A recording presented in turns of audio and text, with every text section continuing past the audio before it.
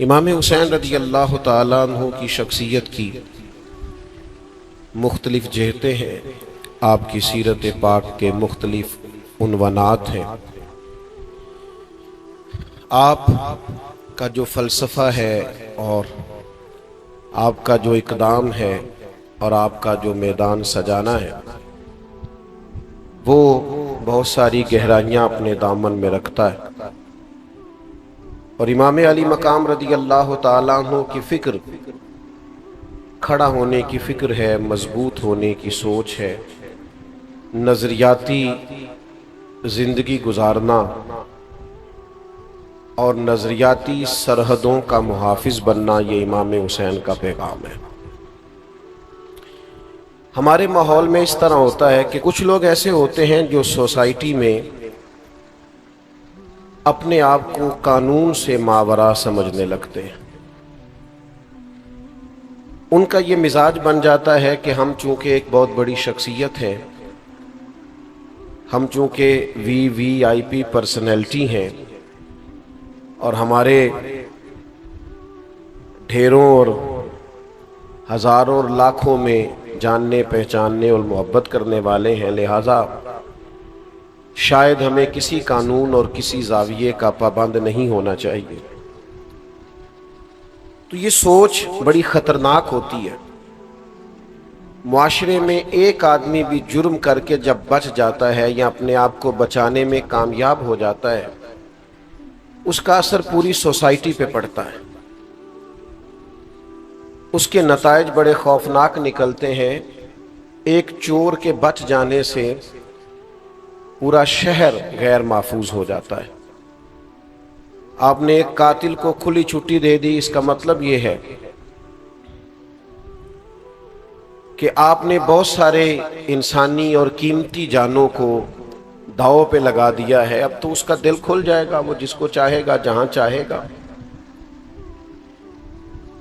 تو نتیجہ یہ نکلتا ہے کہ اگر قانون کی پاسداری نہ کی جائے، کچھ لوگ اس سے ماوراء ہو جاتے ہیں۔ یہ جو سوچ ہوتی ہے نا، بادشاہوں کی سوچ، ان کا خیال ہوتا ہے کہ ہم کسی قاعدے کے پابند نہیں ہیں۔ اسلام میں جو خلافت پر زور دیا ہے، تو خلیفہ جو ہوتا ہے وہ تو نائب ہوتا ہے، صرف اللہ اور اس کے رسول کے احکامات طے شدہ ہے، اس نے بس نافذ کرنا ہوتا ہے۔ اس لیے مسلمانوں کے ہاں بادشاہ نہیں ہوتے، مسلمانوں کے ہاں امیر ہوتے ہیں، خلیفہ ہوتے ہیں، جو صرف اس نظام کو نافذ کرتے ہیں۔ امام علی مقام سیدنا امام حسین رضی اللہ تعالیٰ عنہ جب میدان میں نکلتے ہیں تو امام حسین رضی اللہ تعالیٰ عنہ فرماتے ہیں کہ میں ان لوگوں کے خلاف نکلا ہوں جنہوں نے حدود اللہ کو توڑا ہے، جو اللہ کی حرام کردہ کو حلال کہتے ہیں۔ میں ایسے لوگوں کے خلاف برسر پیکار ہوں جو حدود کے قیام میں رکاوٹ ہے، جو اپنے آپ کو ماوراء سمجھتے ہیں۔ تو امام علی مقام رضی اللہ تعالیٰ عنہ نے مضبوط اور بھرپور جد و جہد کی۔ ایک ہوتا ہے کسی شخص کے گھر کی دیوار گرانا، اس کی حکومت گرانا، اس کے محل کو گرانا، ایک ہوتا ہے کسی کی سوچ کو اور اس کے نظریے کو دفن کرنا۔ امام علی مقام رضی اللہ تعالیٰ عنہ کا کمال یہ ہے کہ امام حسین نے یزید کو اور اس کے نظریے کو دفن کر دیا۔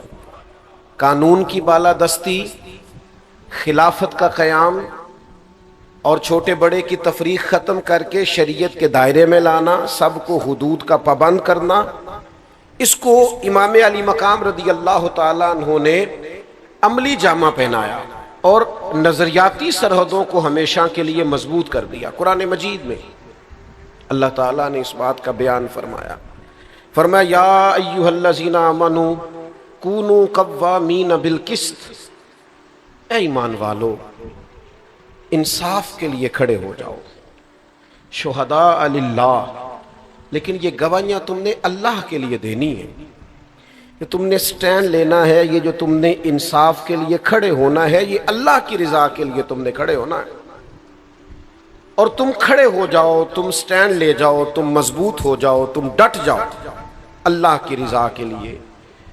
اور جو طرز ہمیں اللہ کا قرآن دیتا ہے وہ طرز بڑی انوکھی ہے. فرمایا ڈٹ جاؤ. وَلَوْ عَلَىٰ أَنفُسِكُمْ، اگرچہ اس میں تمہاری اپنی جان کا نقصان ہی کیوں نہ ہو، تمہیں خود ہی قانون کے دائرے میں کیوں نہ آنا پڑے، تمہیں اپنے آپ کو قانون کے حوالے کیوں نہ کرنا پڑے، اپنی ذات پر حدود کا تمہیں تعین لاگو کیوں نہ کرنی پڑے، لیکن تم ڈٹ جاؤ، اللہ کے لیے کھڑے ہو جاؤ، قانون کی پابندی کرو. اوِل والدین والاقربین، اگرچہ اس رستے میں، حق کے رستے میں تمہارے والدین آئیں یا قریبی رشتہ دار آئیں، پھر تم نے کھڑے ہو جانا ہے. پھر تم نے اپنی ذات کو نہیں دیکھنا، اپنے قرابت کو نہیں دیکھنا، اپنے والدین کو نہیں دیکھنا. حق کے لیے، انصاف کے رستے میں اللہ کی رضا کے لیے کھڑے ہو جاؤ. پھر ارشاد فرما ان یکن غنیا او فقیر،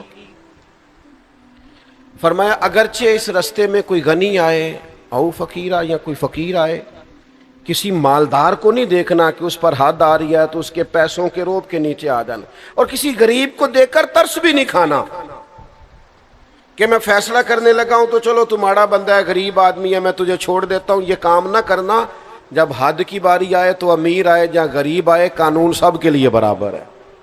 اور اگلے لفظ جو قرآن مجید نے بیان فرمائے وہ سمجھنے والے ہیں. فرمایا فاللہ اولا بہما، تم خیر خواہ نہ بنو، اللہ تم سب سے بڑھ کے ان کا خیر خواہ ہے.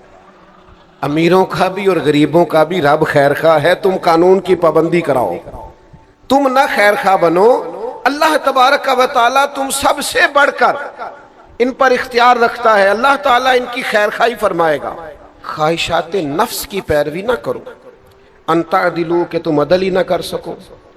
اپنی خواہشات نفس کے پیچھے اس طرح نہ لگو کہ عدل کا رستہ چھوڑ جاؤ.